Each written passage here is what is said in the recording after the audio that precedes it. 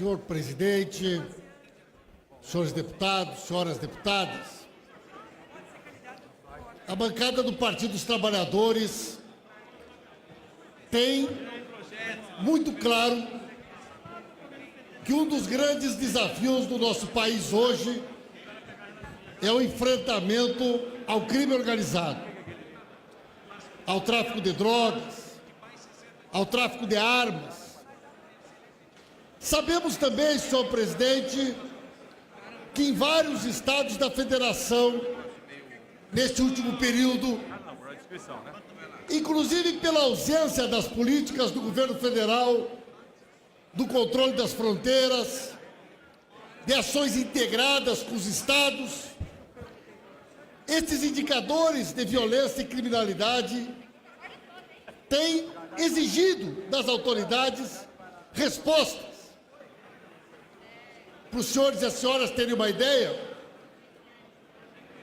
em outubro, 27 de outubro, todos os governadores do país estiveram reunidos com os ministros Etigói, Torquato Jardim, Raul Jungmann, Aloysio Nunes, lançaram uma carta chamada Carta do Acre, onde o governo federal se comprometeu com uma série de medidas.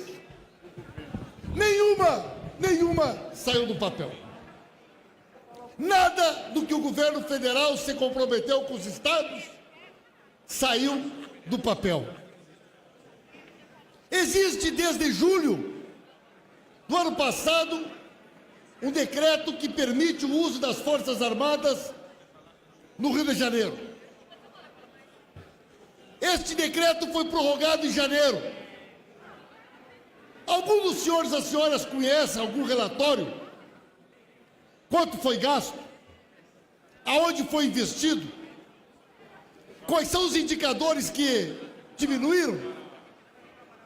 Senhoras e senhores, o Exército ficou 14 meses na maré, gastou 600 milhões de reais.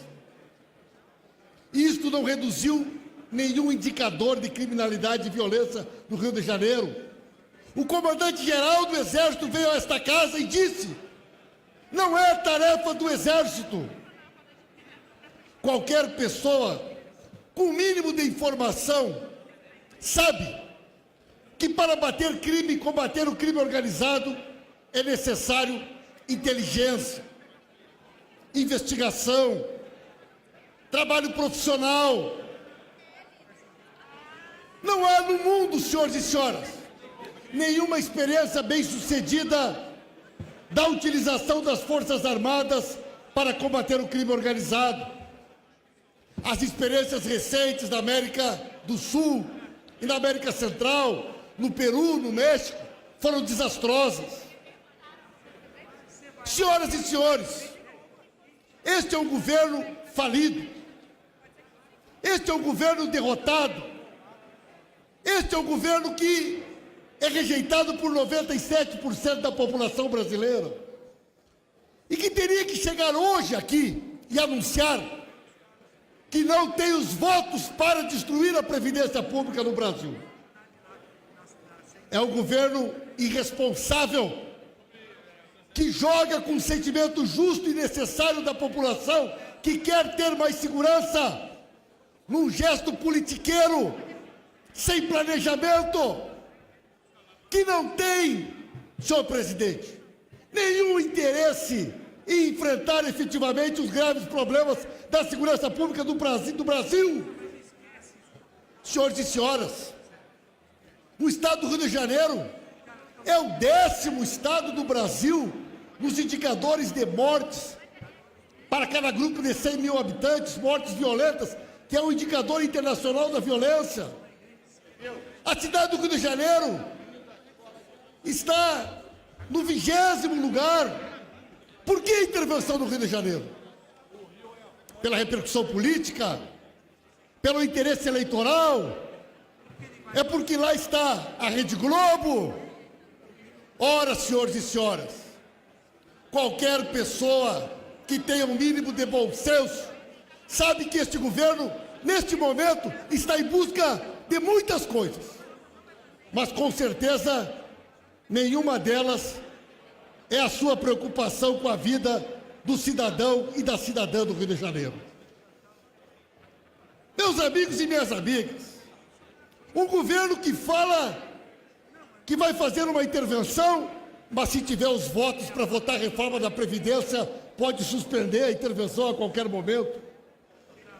Um general, e nós queremos aqui dizer que temos o maior respeito ao trabalho das Forças Armadas, e muitas vezes usamos esta parceria do Exército nos nossos governos, nos grandes eventos, nas Olimpíadas, no Pan-Americano, na Copa do Mundo.